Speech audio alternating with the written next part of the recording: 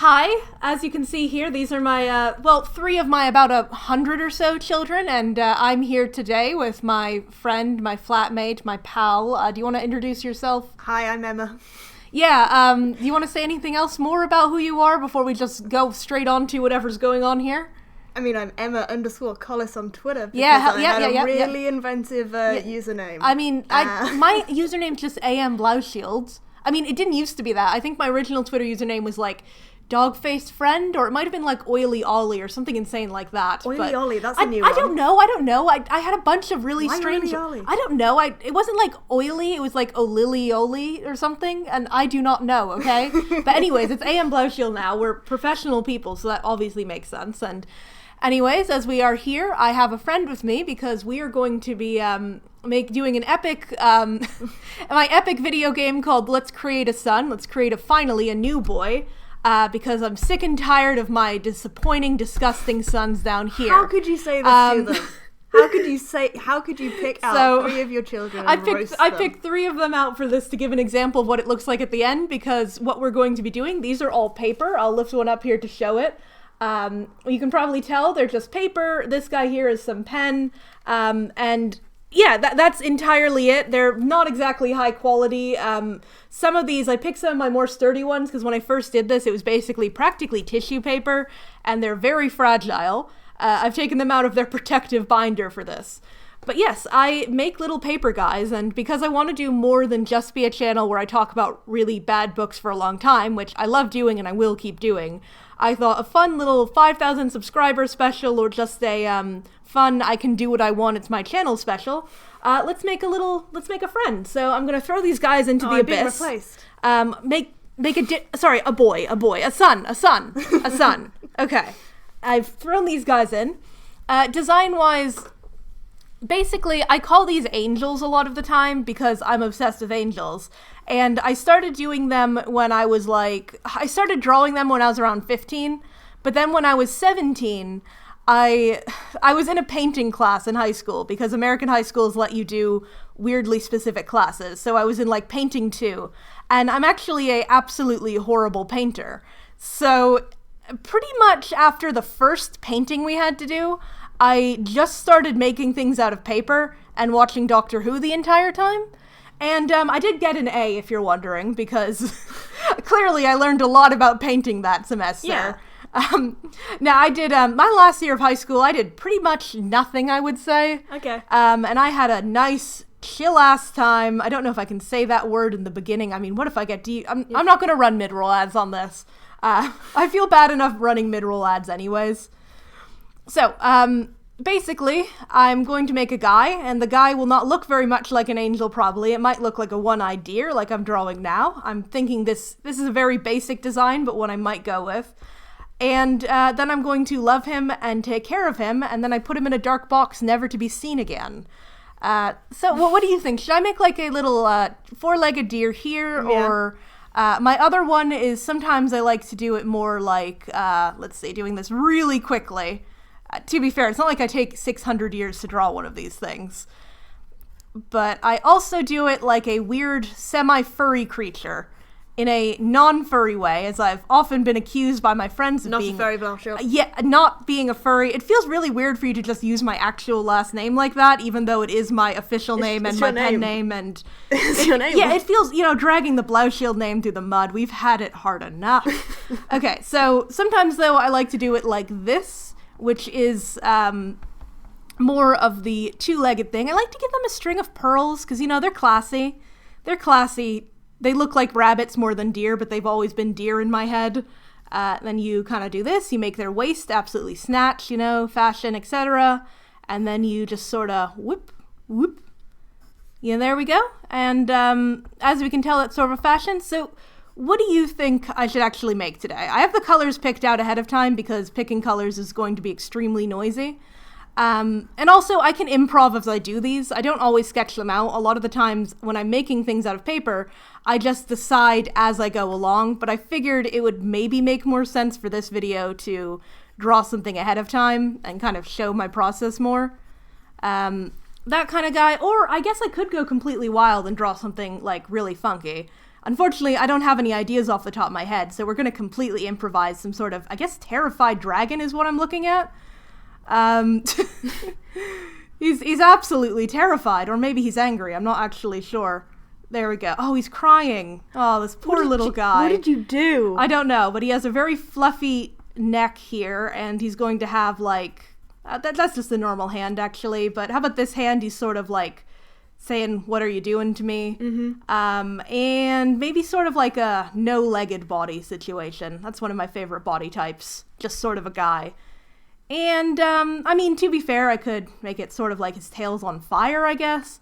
Look, I'm playing it completely gung-ho here. I don't really know what I'm doing. It's very existence as a prison vibes. Yeah, this is basically my process of making guys. These guys are a lot simpler than what I usually do, honestly, because some of the designs I do wind up being really elaborate or really time-consuming, but I figured I didn't want to make a video where it takes me like 4 hours to make one of these, which it has before. So I was like, let's do one that's a little bit simpler. So, unfortunately, I can't say vote now on your devices for it. I mean, we can. It won't make any difference. Oh, yeah, no, for the engagement. For the engagement, put it in the comments. But yeah, no, I mean, these are the 3 body types that exist in the world. I've kind of been sold on your angsty new son. I said I was going to make a basic deer. This is my IP. This is my brand. And here we are making a new bastard son. We said it was new son. Yeah, I mean, he is a new son. And I'm going to put sad right here. I'm going to roast him and just sort of really circle that in there. He's pathetic and sad, and I'm going to love him and create him. So now we have our design, I should probably say. I'm going to kind of push it back here where I can still see it, but you can't. When I start doing these sorts of things, here's the colors we're doing. We're doing just sort of green today. This looks kind of teal on camera. It's more of a light minty green. I just sort of decided to stick with the basics, which is often a 2-tone to 3-tone coloration with some light pen work. But yeah, no, I thought we'd kind of just chill and do some arts and crafts for a bit as I try to do this at a strange angle. And my friend is here to keep me company so I don't go completely insane. And we also might talk about some, I guess, common things people ask me or just might be curious about, talk about my life a bit. You know, something like that, I figure. I didn't really plan this out. I didn't really want to get a full interview script to deliver. So I figured let's go wild with it as I go completely wild trying to do this. I usually do this during D&D, so talking while doing it should be easy.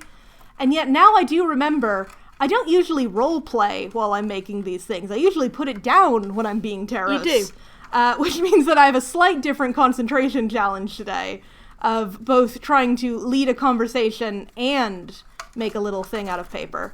But that's pretty close to our head shape. He's not really quite snouty enough for me, so I'm going to... Just made him snoutier. Yeah, exactly. I'm going to make him more of a whoop, like that sort of thing for, I think, the snout. I might do the horns again in a different color, but for our base, basically. And then we're going to kind of make this a bit flatter, I think. I think that's going to kind of be our head, which is quite long and strange looking. But again, you know, he's a strange little guy, and he's beloved. He's apparently beloved, allegedly. I feel mean bullying them. Most of them are my beloved children. Some of them, you know, well, some of them hurt me. Some of them have been failures, but most of them are my beloved children. And this little guy, I'm sure he's going to be very special. Yeah. I'm doing another horn right now. I have to remember to keep my arms kind of up like this. So, anyways, what should we talk about? I don't know. Well, okay. Should we probably discuss my YouTube channel and how I'm crazy doing You're famous, right? Oh, God, I have no idea. It's very strange. I think I said it in my Lightlark video quite a bit, but I fully didn't intend to wind up making... I forgot that his mouth is supposed to be open. It's fine. I can make a lower jaw separate. I usually do it in one, but... When I made my Lightlark video, genuinely, I've been doing video reviews for like 5 years now at least. Book reviews. Sorry, book reviews for 5 years now at least. But I've been doing them pretty much for myself and a small audience of people like in the... Yeah, you. I have a very small handful of friends. I have some, you know, acquaintances and things. And then I have like my friends on the Mortal Engines Discord, I guess. And that's pretty much it. So I really wasn't expecting... like pretty much any audience, But when I made my Lightlark review, it was so insanely long because honestly, the book, it needs to be that long. It's such a bad book. We spent a lot of time talking about the book. Yeah, you came. I came do you home want to one tell day. me the experience of the Lightlark for you? Yeah, who hasn't read it? I have not read it. I've read the review. But yeah, no, I was out. I forget what I was doing, but I just came home. You were at the gym one day. Was I at the gym? You were at the friggin' wow, gym. Yes. That's probably the last time I went to the gym. Yes, Lightlark ruined the gym for you. You can't go there anymore because of Lightlark. If I come home, Lightlark will happen to me again. Yeah, you don't know these things. You can't. Don't be so sure that it won't. Yeah, no, I just sort of came home. You'd read maybe a couple of chapters. I was about 25 pages in, I want to say. Like 25 pages It was the chocolate scene. That's where I was. You wanted to tell me about the chocolate scene, and then you proceeded to talk to me for about 2 hours before we got to the chocolate scene, because there was so much to try and unpack in those 25 pages. I think that I was actually trying to get to the friggin' Angora, the marketplace scene. Yeah, you started... That was it. You started telling me about that. And then you went on huge tangent. We went on huge tangents for, like I said, like 2 hours. And then eventually you got to describe the chocolate scene to me. So what's your impression of Lightlark? You know, you're not a professional book reviewer, so I mean, what's your even opinion? Not good. I'd like some world building in my world. Yeah. Personally. You've seen me read a lot of really bad books. I have. So what do you think the worst one? Do you think that one is the worst one I've read? Do you think that one's caused me the most physical pain? Because you've been there. You've seen it. It's the only one to have inspired you to write 22,000 words. You know what? I wasn't inspired to write that. I was compelled at gunpoint to write that. I was holding myself. Most of that Lightlark review was written... it was on your computer because my computer's been broken for a very long time. So you use your computer during the day very much. So I would steal it during the day, but also at night. And so I'd be writing it at about 5 a.m. is when I'd call it quits. For multiple nights in a row, I would be doing... I should get some white, actually. Unfortunately, I didn't bring white. Wait, I have white down here. You can I have to talk now to fill the space. I have to grab the white. Yeah, well, the thing is, I think that you have read books that overall are worse. Are you sure? I think so. What? Okay, name one. Well, or even the vague idea of a book, because I can fill it in. The thing is, things like, Perfected, you've done the review of that, like, that concept to me is worse. The thing is, Lightlark doesn't hurt anyone. I mean, yeah, okay, that is true. Like, nothing in Lightlark is actually... It hurts me. Damaging. Beyond, like, the psychic damage you've taken. But things like Perfected and, like, the very poor slave allegory, I'd say that's worse. Other books you've had where, I forget which one it is it Sweet Evil? Hush Hush? Where there's the love interest who's a Nazi. That's Halo. I just did the video on Halo. Yeah, okay. That's video. So, I think there are books that you have done reviews on that I would say are worse than Lightlark. To be fair, Jake Thorne's not technically the love interest, he's just written like one, but for a legitimate love interest, this is probably the next book series I'm going to cover, that's Sweet Evil, where the guy, God, do you remember this? He does human trafficking. Yes. The entire book series. This is going to be something in my next one, and I can't believe I have to talk about human trafficking this much in young adult books, but it's this young adult series about angels and demons and things, and the love interest is forced by his father to do human trafficking. Okay, that sucks, poor him. But then, the rest of the series, when he fights with his girlfriend, his angel girlfriend in that series, he goes back to his dad and goes back to human trafficking, just being like, oh, I'm so angry at my girlfriend, well, time to traffic these young girls. And then, even at the very last book, he's done nothing to stop the human trafficking ring. He's against his father, who's like a demon and evil, obviously. But he doesn't call the FBI or anybody about it because he's too afraid that, like, he'll get caught in the crossfire of calling in the human trafficking ring, even though it's a human trafficking ring. Yeah. It's insane. It's in the epilogue. In the epilogue of that book series, the main character basically is like, oh, and my boyfriend called the FBI about the human trafficking ring. And it's just like a one-sentence thing, and it's one of the most insane things I've seen, because he's very complicit in a bunch of crimes that he doesn't try to do anything about for 4 goddamn books. Yeah, that's my hot take about Lightlark. I think it's bad as a book, but I think that there are definitely books that have way worse messages and implications. But like, is the message what matters, or is it like the writing I mean, message matters, but like writing quality wise, I'm honestly not sure if writing quality wise, it's harder for me to comment on that one. Yeah, but you haven't read as many of the depths. I feel like there are books that you've read that have had worse quality. There's some that has taken you a really, really long time to read because they're just so... If I may say, it did take me over a week to read Lightlark, and I do usually read that. It's not a crazy long book. But yeah, I mean, I sound like I'm just desperate to hate Lightlark here, but the truth is that it's still really fresh in my mind just how badly written it was. Yeah, I mean, I've read some... I read that one self-published book, which I'm not going to put directly on blast here, because I've kind of decided...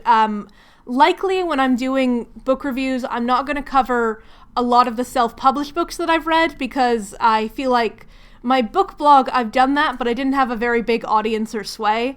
But I am a little worried that some of these books that I've read are quite obscure, where I'll find them in like a thrift shop basically, and I'll read them and they're really, really bad. But I think that actually putting them on a YouTube sort of thing like that and making direct money off of it feels just a little bit too mean. Like, I don't expect my followers would, like, track down the person and, like, tell them that I've done this and hunt them down, because you should never do that, even for a book like Lightlark. But I'm a little bit worried about that. But no, you remember there's that one bad book that somebody say I maybe was in contact with in University Road? Yes. That was maybe the worst writing quality I think I've ever seen. That might have been one of the worst books I've ever read. Bad. But the problem with, like, that sort of book, where that was a self-published book by, again, it was, like, by an adult, and he was trying his hardest, so I'm not entirely bullying, I'm not punching straight down here. But I think the difference with that sort of thing is the money involved has to count, because with Lightlark, like, there's a lot of money involved in that didn't go to improving it, where when you read a self-published book that's really bad, it's usually just the author who can't afford an editor or who hasn't been able to afford getting, like, education about writing or anything like that, you know. It's a lot harder for self-published, like, authors. Yeah, it's people having fun and then wanting to put it out there for people. That very much is a thing. Like, a lot of people who are doing that aren't, you know, trying to make a mad amount of money or anything like that. But with Lightlark, a whole team of editors and people looked at it and said, this is fine enough. I forgot to do the eyes before I glued it on. But a whole team of people basically looked at that and said, this is at a acceptable quality for what it is. And that sort of makes it hard to scale, like, what is a bad book? Like, is it based on the message? Is it based on the writing quality? Is it based on the, you know, writing quality in regards to the circumstances around it? Because the circumstances matter unless they don't matter, you know. Does the author matter? Death of the author? Yeah, I mean, you have opinions on whether or not to include the author. I usually try not to include the author, though I realized that the last, like, 2 books I did, and then with Halo, I forgot to mention something about the author, which a lot of people in the comments have, which is that she was 16 when it came out. And I think that how much does that matter is a good question, because on one hand, you're 16, you're probably not going to be a crazy good author. On the other hand, maybe you are, because now that I say that, I wrote a book at 16 that got published. And, you know, maybe I was amazing at 6. I don't know. But let us know. Read it. Oh, God. What it is, though, is, like, for example, with Alexandra Adornetto, who is the author of Halo, her parents basically were just in publishing, and they got her books out when she was a kid, like 13. She had a children's book series out, which is crazy young. And I think that at a certain point, if you're doing, like, teen books and that sort of thing, when a teen is writing a novel, I think that a lot of that comes down to the quality of the editors as well. Because a kid's writing ability at 13, you can be, like, I think, okay. Mine was terrible. Like, yeah, I mean, it's not going to be very good. It might be okay, but I think a lot of the okayness about, like, a young author like that ultimately comes from editors and people being able to say, you have a good idea, or your writing is good here, but let's make it stronger here. And, like, if you go through enough editing, you can polish up what is usually a lot more kind of sloppy, inexperienced writing into something good. So Yeah, everything I wrote at 13 was just the most cringe. You wrote some amazing poetry. I remember you reading some poetry to me. I'm saying that a bit sarcastically, but I quite enjoyed it. I did quite enjoy it. I sincerely enjoyed it, but not in the way that cringe. your 13-year-old self wanted me to enjoy it, you know? Your 13-year-old self did not want me to enjoy it in the way I did. How about that? Yeah. You were like, this is really good, and how cringe it is. And not cringe, it was funny. Thanks. Because it was edgy. It was super edgy. It was edgy. It was rhyming edgy poetry, and it was beautiful in the way that it was. I realise that this is probably an incorrect opinion, but poetry should rhyme. And that's my hot take. You know that I write poetry, and it doesn't rhyme, like, ever? Yeah, make it rhyme. It's really hard to rhyme, and no. Yeah, I don't know why, like, as a kid, for some reason, I decided that it was only poetry if it rhymed. I think I have a reason I probably why. had, like, an English class where we had to rhyme, like, poetry. I can guess why you would have got really stubborn about such a specific opinion. Could it be the autism? Yeah, it's the autism. I didn't want to say it's the autism, but yes. You're allowed to say it's the autism. It is the autism. I also am autistic, by the way. Yeah. I'm talking about myself, you know, because people talk about me sometimes and things I've mentioned in passing. So I might as well confirm as they cover him in little triangles. So I am autistic. I haven't really mentioned that in videos specifically, but I think I give off those vibes. I've said it before, I have a chronic illness that has rendered me officially disabled. The government agrees that I'm disabled, and in the UK, which is where I live, by the way, getting the government to agree you're disabled, that's a feat. They are very unlikely to accept that. I mean, we'll see how much, because I'm currently in the application process for a specific disability benefit, which they're very famous for not giving anything. Oh yeah, they're infamous for making you have to appeal that. Yeah, which I already had to appeal once to get them to consider my chronic illness to be, like, bad enough that it would get in the way of me being able to work. So I expect that'll be it. But no, I have a chronic illness, which it's a new one. It's not a lifetime sort of thing, but I've had it for almost 3 years now, which is pretty wild. It was the start of 2020, and I just randomly basically got quite sick. There were warning signs for a long time, but I didn't realize they were warning signs to not go into too many details about the specifics of it. And it was a miserable time, and it has been a miserable time. Sometimes, though, I have an okay while. I've been pretty good for a bit. Don't say that, you're gonna jinx it. God, yeah, I know. But, you know, sometimes it does pretty well, and sometimes it does pretty badly. And that makes it also harder to do videos like this. I also have ADHD, which I'm medicated for, but even with medication, the thing they don't tell you about ADD medication is that you still have ADD at the end of it. So even though I'm doing so much better at focusing on things, I still am a very scattered kind of person. I'm very forgetful. And so suddenly having to manage a YouTube channel in addition to everything I'm doing, I'm working on projects and I'm doing fun things. But I do apologize I try my best to get back to everybody comment-wise, but there's a lot of messages on a lot of platforms that I suddenly have to keep track of. So it's a lot of stuff to do, and I'm doing my best on that. Yeah, no, it's not feasible. Like, Twitter.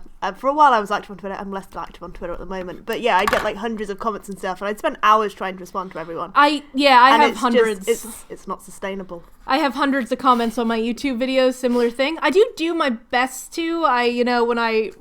Before bed sometimes I'll spend a bit doing it. In the morning I'll check. I do try to see all of them, and sometimes also YouTube will hide them, and YouTube will basically never tell me when I have a reply. So even though I can reply to everything, it won't tell me when the person replies back pretty much ever, which is a little bit rude, I think, because I like seeing all the comments. I've been apparently blessed with some of the nicest people, because I haven't had a single hate comment or negative comment. Yeah. Which is wonderful, and, you know... Well, no, you've made it when you do. Yeah, I know. I'm actually a bit surprised by that. I've had people, you know, wonder if I'm going to get hate, or wonder about, you know, like... people who love Lightlark or something busting in, but I've had absolutely none of that, which is really nice. I'm enjoying this guy. His teeth are not fitted together properly. They don't need to be. Okay. I'm realizing too this is slightly silver paper on the eye. You can't really tell. I think on camera it captures it a bit. It looks more gray than white. It's the first cardstock I could grab, and I didn't realize that it was silvery. Here we go. He looks a little silly. He looks lovely. You know what he does make me think of, which you're probably not going to like? A clown? Five Nights at Freddy's. Oh, well, be nice. Be nice. I love the design, but yeah, Okay. it does give me animatronic vibes. Well, I think it's the big circle. The big circle looks a bit too much like a rivet. I was kind of thinking, because I did the jaw and I accidentally did the jaw separate, where I usually will do it as one. I was thinking that I would put that there to help cover that, and it would be sort of more like a jester clown sort of look. But it does look a lot like a rivet now, like he's a little robot guy.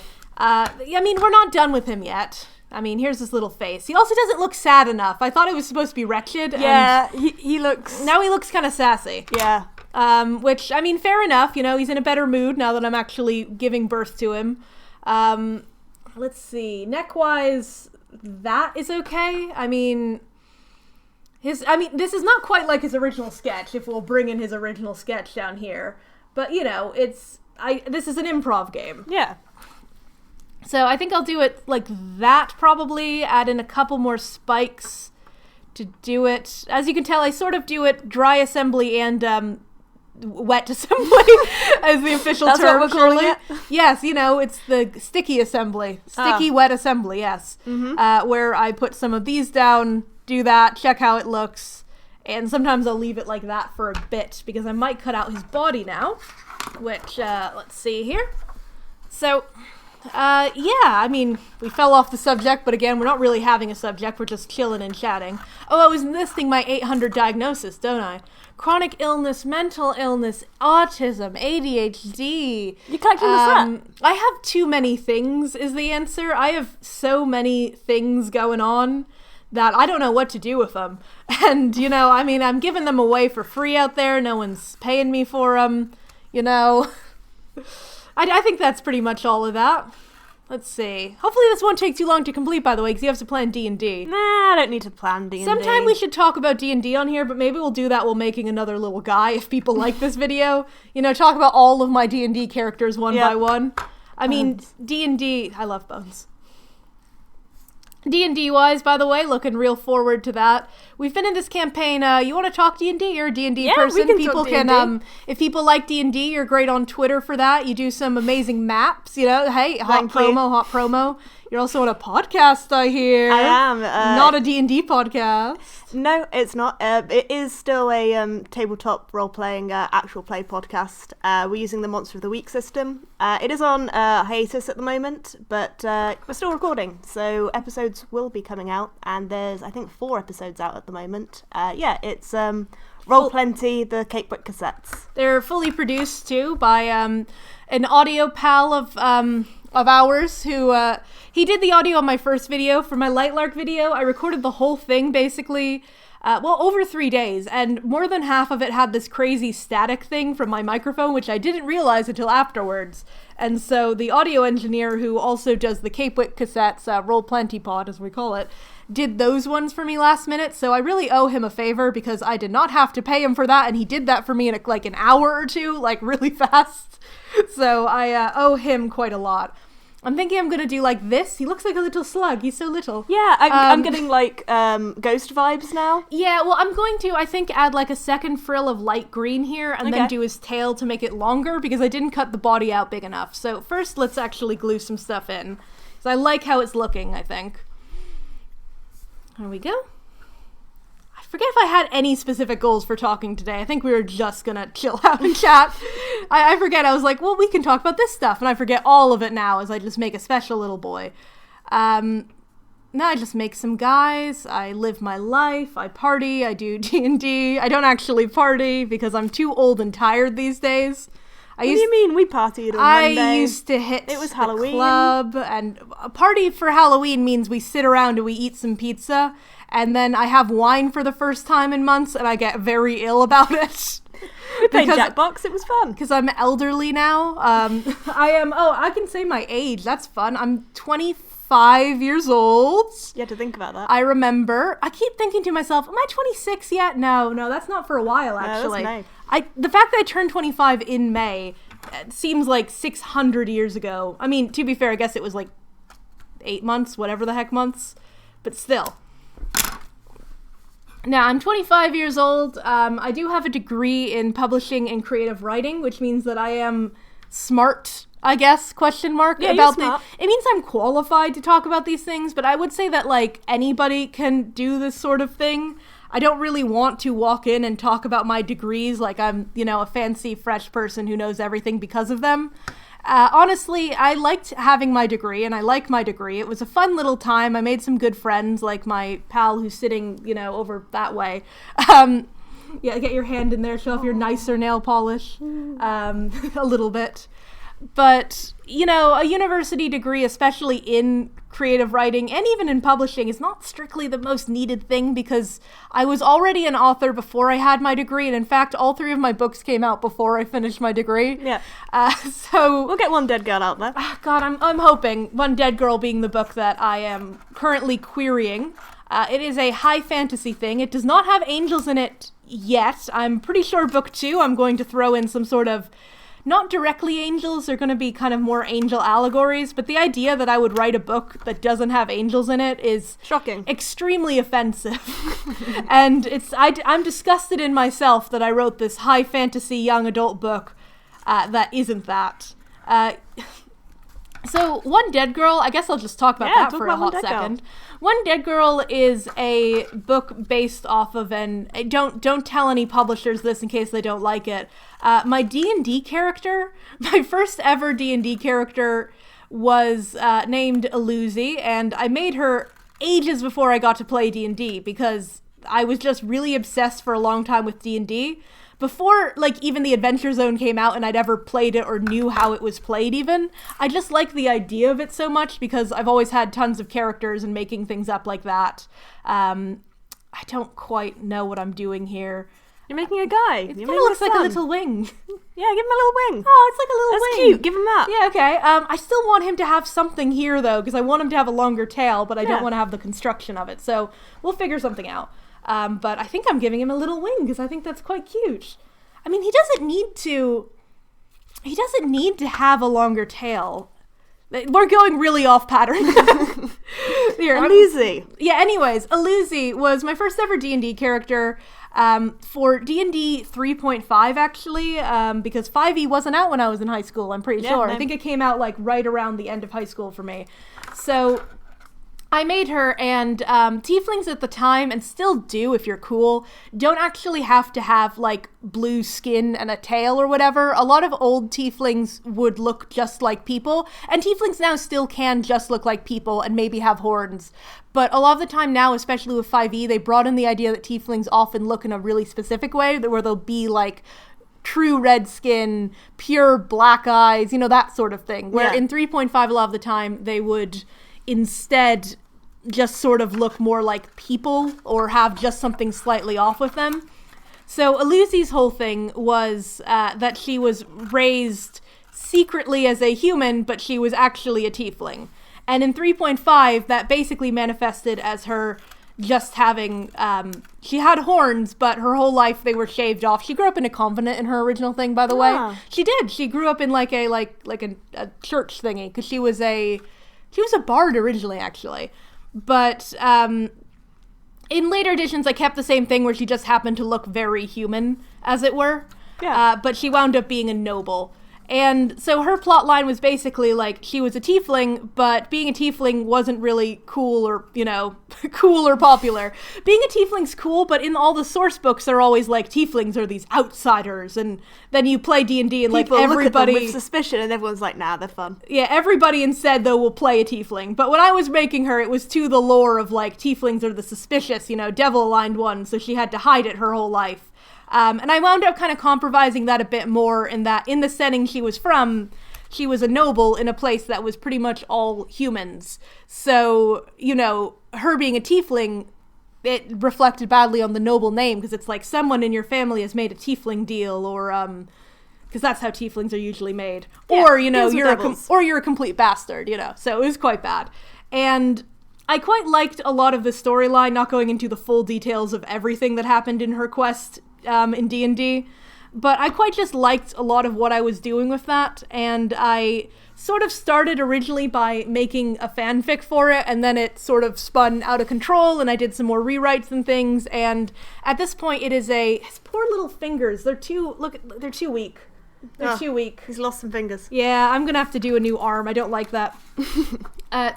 Anyways, it's spun out of control, and now it's a book with its own original setting, and it isn't really a D&D inspired book in that it's not an adventure kind of quest, but it does have a bunch of really weird weirdos in a fantasy setting that involves a bunch of different fantasy races, basically, because there are fish people, 2 kinds of fish people, because bat why people. not? Bat people. Bat people are in book 2, and I love the bat people. They're probably going to be my angel allegories. Spoilers, I guess. Maybe. I haven't decided yet, but my weird bat people are probably going to be angels secretly. You know, we have the fiend people, we have the, you know, that sort of thing. And I do kind of worry somebody's going to look at my plotline about a world where there's a girl who has to hide fiendish blood and be like, oh, she's a friggin' tiefling, isn't she? She's not a tiefling. Anymore. Anyways, I filed the serial numbers off that one. Yeah, I really did file the serial numbers off of that one, I would say. You know, it doesn't, there's no I'm gonna add some dragons, actually. There's no dungeons in it. There's a castle dungeon, I guess, but actually there is. She winds up in a dungeon. Oh, darn it. This is going really well for you. Oh, no. Anyway, I read book 1 and it's great. Someone, yeah, I need an someone agent. give us an agent. Give me the agent. Oh, you're in this now too, huh? Yeah. You said give us an agent. Yeah, I'm your like pre-agent. I'm the agent that gets you the agent. Really? And I get a cut. Really? Okay. Well, you heard it here. That was a legal agreement. You already got like a thanks in my latest, like, well, when I was redoing Good Angel, you got a thanks in there, and shouldn't that be enough? Oh, it's enough. I love you. Thank you. So I'm going to glue this guy down. He's looking more and more like a medieval bestiary creature, I would say. Yeah, he's cool. That's sort of like my vibe now, is that this is like one of those snails that knights are always fighting, you know? Still want to give him, I'm just gonna some like more take this guy stuff. and I'm gonna have him attack you all in D&D. Well, what you have to do in D&D is you take all of my paper monsters, you assign them a number, you roll a D100, and then we just sort of slide it out, and that's the one that just comes out and attacks the party. And some of them look like cute little guys, and some of them are very much Eldritch monstrosities. There's a little bit of paper here that is bothering me. We'll see. So you know, in this fine. scenario, have I made individual stat blocks for all of your sons? No, I make individual stat blocks for all of my sons. I haven't even named all of them, which is my really... Some of them have names, and we can name this one together, or you can name it, or the comments can name him. The comments. The comments can name him, my special little boy. This is our son. Oh, God, what should I do now? Okay, I'm going to add more black, because the little triangle here feels very odd on its own.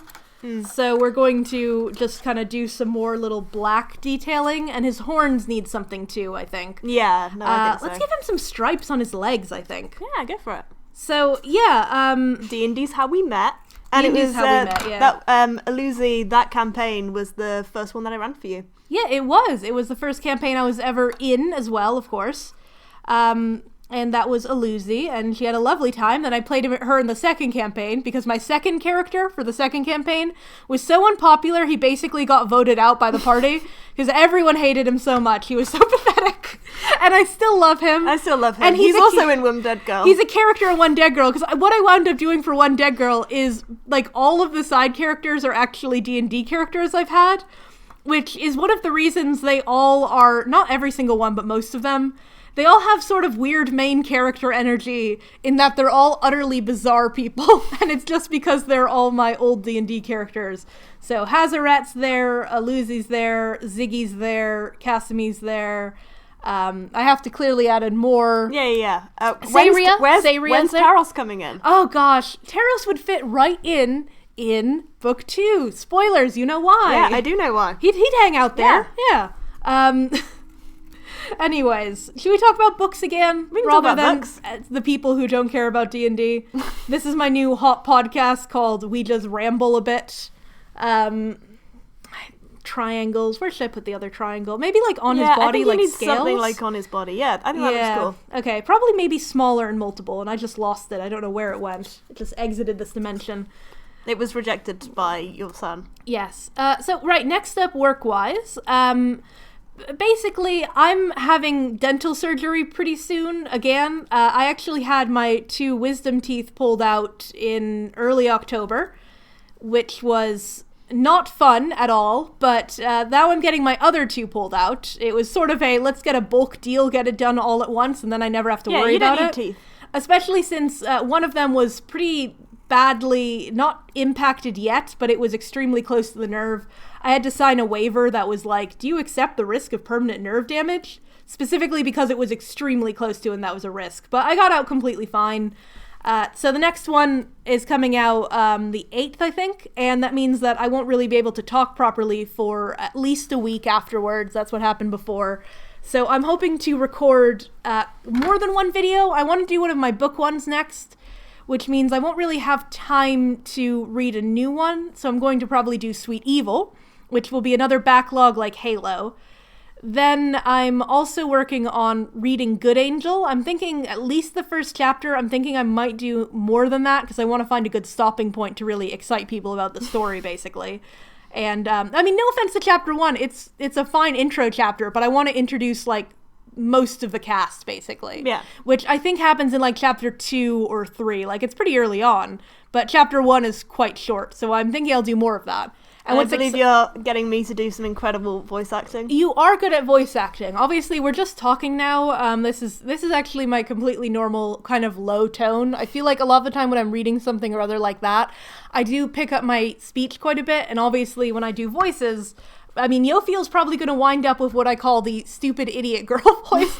Because when I realized that when I was voicing Beth, I didn't read many Bethany quotes. When I voiced Bethany, Isla, and Ella. I think you mean Isla. Scott. Yeah. Oh, God. Yes. Okay. When I was voicing them, I all did the same sort of voice, is what I'm saying. And also, to address that, drops my scissors really loudly. To address that, so as I've had to write in the comments a lot now, and I knock things over in my anger, apparently. As I've had to put in the comments a lot now, I pronounced that name wrong the entire video. Isla is not Isla, it is Isla. In that, and I'm going to write my defense, my defense, my defense. Please. So, in the audiobook, the author, Alex Astor, pronounces it Isla. And also pretty much everybody tells me there is a real name called Isla. I didn't know it was a real common name because I've never met someone named that. That is pronounced Isla. And okay, that's it. I have messed up there because what happened when I was doing Lightlark is honestly I was so exhausted from Lightlark as an experience. I really didn't want to engage with the author more than I had to.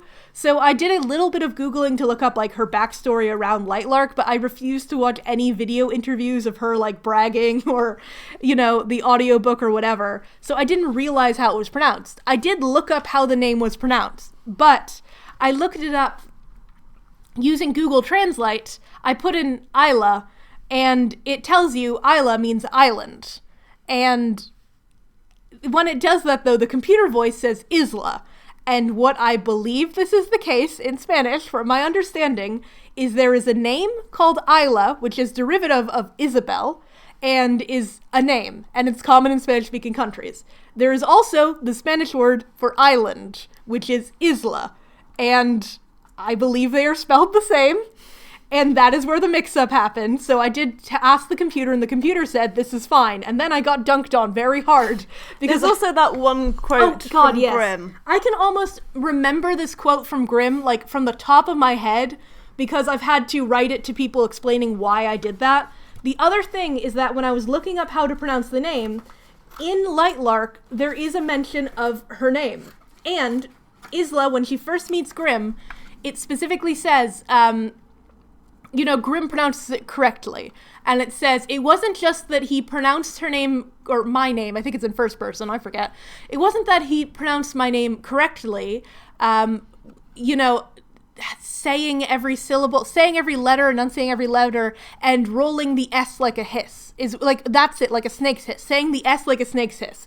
And so there's no S in Isla. Not in the pronunciation. Isla. I think it's supposed to maybe like Isla, and then there's a bit of a S sound in the Isla.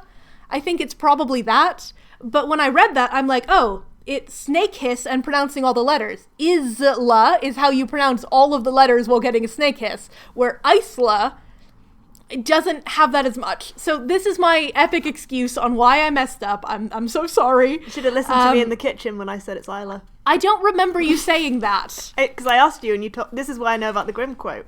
Yes, okay. Because you justified it. I was like, okay. Well, again, I justified it because I assumed I was correct and that it was pronounced like this.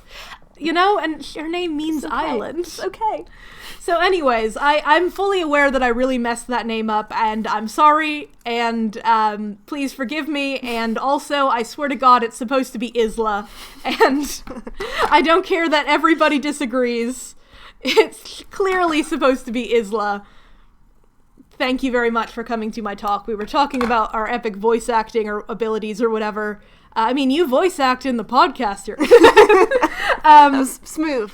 No, I mean, hey, I'm not a crazy good voice actor, but I'm hoping to have fun with it. Just sort of reading my little book about angels and demons and having a fun, silly time. And also not a fun, silly time, because my illustrations look a lot like children's book illustrations. They're super cute. And this is a book series where I think, like, chapter 3, we're gonna get into, like, hard drug use and alcohol and swearing. It's not a kid's book. It's not a kid's book. It's a young adult book, and it's specifically often more of a upper young adult to YA. I think, New A, NA. I think that you can read it as a teen because I remember being a teen. I remember, like, 15's fine. I would maybe err on, like, 13 as being a bit too young because it doesn't have extremely explicit, like, there's no explicit sex. There is some explicit violence, but it's not the crazy explicit, except for in book 2, where there is a graphic scene where a character's eye is cut out. So you have to look at my really cute illustrations when I do this and remember, like, no, you cannot give this book to a child. It is not meant for children. But I have a very cute little art style that is just not equipped for it. I'm going to cut the horns down to size, by the way. It's not going to be that's what you were going to do. But I figured having the little caps like this would be cute, so we're going to gently lift my special little guy. Completely out of frame. It's hard to do it at this angle. I have to lean. I don't blame you. I'm going to have to send a picture, include a picture of the rig that we're on. It's one hell of a rig, I'll tell you that much. Hey, it works, and you're welcome. Yeah, I mean, it's interesting. Oh god, that didn't work out. Oh, my battery's running low. Oops. That's not a good sign. It's not plugged in. 1 second. You're gonna have to go around the side and hit the plug. I'm tech support. Yeah. Continue making your son and talking to your audience. Yeah, I clearly forgot to plug in my laptop. Also, fun fact, you might notice that this is a weird angle for my really bad laptop webcam that I've been using, and that's because it's not a laptop webcam. Instead of having to buy a fancy one, I found out pretty easily you can connect your phone to your computer and record straight onto that. So my camera is not incredibly HD, but it's much better than the built-in camera. And that means that my next video, you will really be able to see your beautiful face. Yeah, my beautiful face, where I don't prepare for videos pretty much at all besides putting on a themed outfit. So you will really get to see the bags under my eyes. I mean, to be fair, I don't wear makeup anyways, like, You should all be devastated that you're missing out on the Hawaiian golden retriever shirt. I wore that for like 5 seconds in the Lightlark videos. Okay. So you can find it if you're curious about the shirt I'm wearing to really picture me. You can find that in my Lightlark video at the very end, where my post-credit hi, look at my books section, which I didn't think anybody would stay to watch, but quite a few people apparently have. So there's his little horns. This guy looks quite funky. I'm enjoying this guy. I don't like him. Why? I don't like him very much. Why don't you love him? I don't. I don't like him very much, actually. He displeases me. Well, we're gonna do another wing, I think. Usually I do wings symmetry-wise, where I cut 2 out at the same time, but I can't really do that here. So we're just gonna kind of go, I guess, wild on it. I think he's cute. I don't like him. He's a little guy. I feel like he could be part of the arch tree and... Are you going to add him to the arch tree universe? Yeah. The arch tree and Ed the singing horse. This is their friend. I hate both of them so much, which makes sense why I hate my new son. Because if he apparently is like that goddamn tree, that dang tree. I don't even swear that much. I'm putting on swearing as a show. I'm feeling compelled to swear because I hate that tree and that horse so much. I swear, we're not here to talk about D&D. Aren't we? Aren't we? I don't know if my followers like D&D. Well, if they don't, they're wrong. Well, I don't know if we can't alienate them.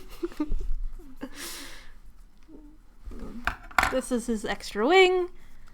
Something like that. Yeah.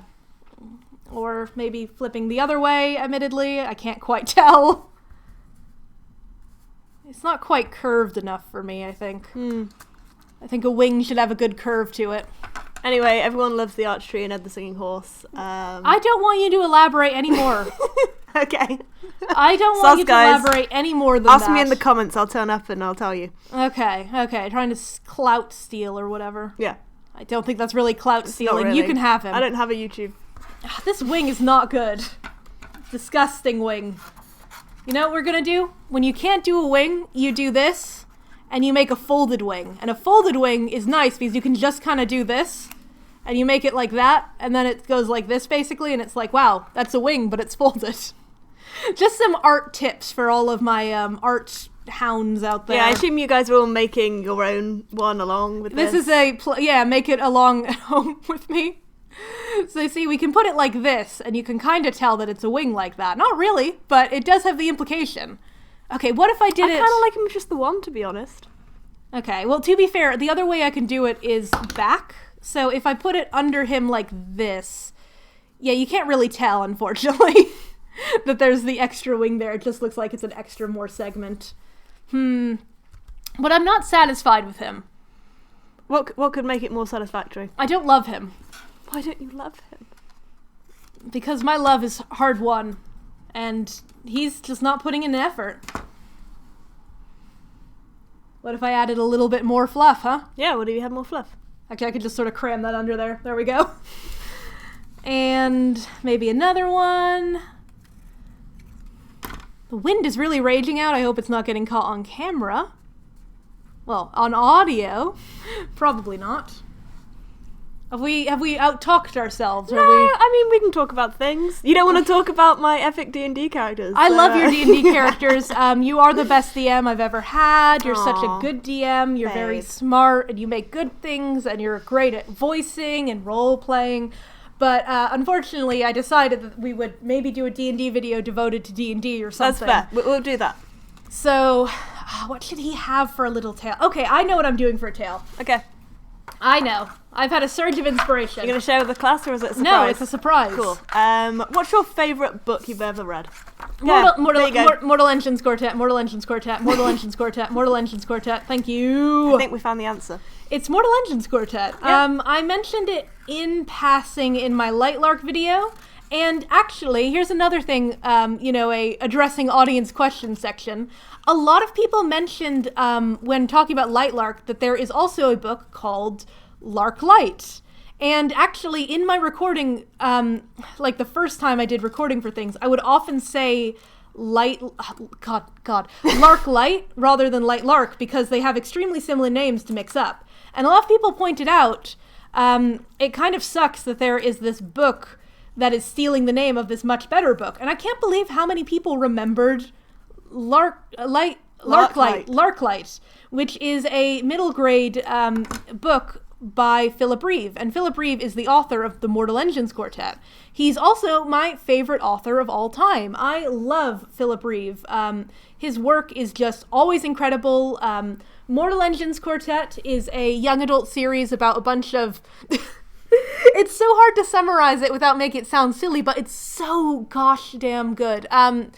It's a very post-apocalyptic, but also then apocalyptic, where it is Earth, but it's so far from Earth that people have very few remnants of remembering what Earth ever was. And in the future, everybody has adopted something called municipal Darwinism, which is the notion of what if we eat each other? What if we put cities on wheels and they physically ate each other in their competition for resources? Which is basically it's an extended metaphor about colonialism, honestly, and capitalism and consumerism like that. Except it's not really a book that's trying to go out there and be like, here's our great, deep metaphor. It is taking the world itself seriously, which is something that I really enjoy. When you're doing a very big idea like that, I think that you have to take it seriously. And it's not like it's a dreadfully serious book. He has a lot of fun puns and there's a lot of jokes in there. But, you know, it's not like wink, wink, nod, nod at any point about how silly this is. And it's also not like this is all a metaphor and thus it doesn't matter or anything. It's the cities are on wheels, goddammit. And it's a saga sort of story where each book takes place with at least a year time gap. The first 2 books are 2 years apart, then there is a 15-year gap, and then the last one is like a couple more years in the future, which creates this really interesting thing because part of the reason the world building for Mortal Engines is so good is that the world evolves, and the world evolves so directly and clearly that all of it makes sense at every point. All of it feels really real, even though you have this incredibly fantastical setting of airships and moving cities, and there is a zombie cyborg who is my dad and your dad. And it's just all of this really wonderful world building that pulls it together all across the world, too. So it's set on moving cities and things, and the main characters mostly travel by airship, and they visit all across the world. They go to post-apocalyptic America at one point, you know, as well as the people who hate cities, and it's just this big world, and I'm doing a really bad time describing it, but it's so good. It also has Hester Shaw, who is my knife wife, and, you know, voted top, if you like morally gray female characters, she is the pinnacle of a morally gray, complex, she's a bastard, she's a horrible person, but also a great person. She's just extremely complex, and she's a female character who's allowed to be complex and messy and a villain and never demonized for that, but also she faces consequences when she is really shitty. Like, she's just this amazing character on herself, and then when you look at the world and, you know, female characters, she also just stands out as a particularly great female character. I love Hester Shaw. She is my knife wife. You know, she is the queen of stabbing and murder and the best, and I love her so goddamn much. So, anyways, Mortal Engines. Philip Reeve also does a lot of other really good series. I'm reading his middle grade series right now, Utterly Dark and The Face of the Deep, which is a middle grade, which means it's meant for a younger audience than YA. It usually then is about like 13 is your max age range, so it's usually more like 9 to 13, 9 to 12, I want to say. But it still can be enjoyable to read those as an adult, and Philip Reeve is just such an evocative writer with his world building and his prose and everything that, honestly, I'm really enjoying that. Larklight is the named one that has a struggle with the name on that, where Larklight is this insane alternative future steampunk space Victorian like England sort of thing. It's wild. The first book, the opening thing in the first book of Larklight, the far superior book than Lightlark, is 2 children who live in a house that orbits the moon getting visited by a giant spider in a top hat because their parents haven't been home in a while. That is the opening start for Larklight, and it is just such a fun, it's a trilogy, it's an absolute romp, it's really funny and strange and weird and still has some sort of really thoughtful things in it because he's just a thoughtful writer who's really good at it. Another good series by Philip Reeve, I'm just going to keep talking to you about this, is Railhead. I wish more people read Railhead. It is a young adult book set in the far future, and one of the things he set out to do with it, I think we're about done with this guy, by the way, one of the things he set out to do with it was not write a dystopia, but a utopia. So it's a utopia sci-fi future. Instead of a dark and grimy sci-fi, it's a future where, for most people, the world's pretty good. And that was one of his interesting, which I think is a really good idea, because a lot of the time when you see these far future books, there's an evil empire, or there's a dark, you know, thing going on, or it's a far future dystopia where everyone's oppressed. And this is actually, the world's pretty good for most people. And that's just cool because it's still a story with conflict and a lot of crazy things. It has AI gods, who I love so much, which is like humanity had AI but forgot how they did it, and the AI basically declared themselves gods, but they're very benevolent gods. They're all really weird people because they're all just different AIs from across time, basically, that have become sentient, and they form their own little council. And a couple times you get to see them have a meeting, and I love it. One of the AIs is obsessed with cats, and so one of the AIs jokingly says, oh, next you're going to make our next meeting inside a cat. And so the next time we see them have a meeting, it is inside of a cat because that AI loves cats so much. And just a lot of weird stuff like that. There's a sad gay man in it, but one I love, and he's not dead. It's fine. It's such a good series. It's such a great vision of the future, and it's about space trains, sentient space trains. So like, what more could you want? Anyways, I finished making my son, but I had to talk to you about Philip Reeve. So I love hearing you talk about stuff you're passionate about. Sorry. Don't apologize. Yeah, no. I'm just so enthused by it. Yeah. Anyways, I've made a silly little boy. I kind of wanted to capture more of a jestery thing with having a little tail like that. That's why his tail is like that, if you're wondering. He's a special little boy. Do you love him yet? I like him more. He's moved up in my rankings. There are some of my despicable sons who I dislike much more. And he's maybe okay. I mean, let me just add in some more stripes.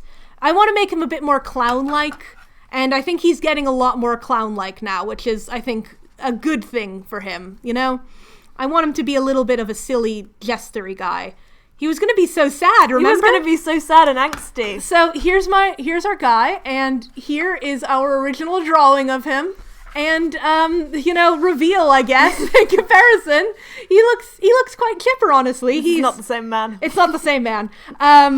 Look, we don't always get the children that we want, but we love them anyway. No, look, he put his little hat on over his fire tail, and he's dressed up as a clown because he was sad because he was unemployed. We made him happy. Now he's employed. Him a body, and now this he's is happy. A fake wing, and he's employed, okay? He's become a clown.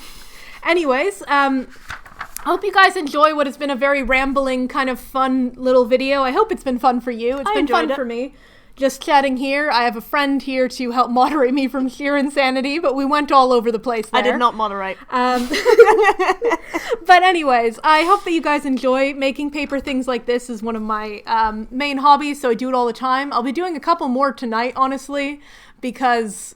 You do it during D&D? I do it during D&D, basically, as an idle thing. It's good for my ADHD, as it is. And as you can tell, I usually just use scissors and some glue. I didn't even use my fancy knife because I very rarely use my fancy knife. But anyways, let me know, what should we name my special little lad here. And let me know if you enjoyed this kind of content at all. If you like watching me make these, I can do it, but talk about like one subject consistently or something like that.